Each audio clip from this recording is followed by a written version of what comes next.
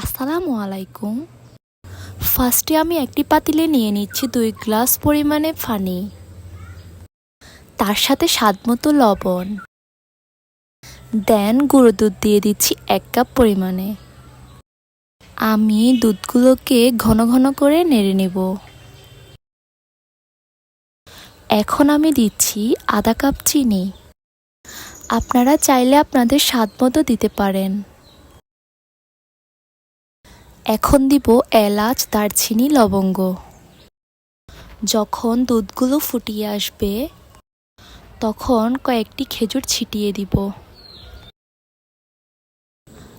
আবারও নেড়ে দিলাম। দুধগুলো ঘনত্ব হয়ে আসলে বাটিতে রাখা সেমাইগুলো দিয়ে দিব।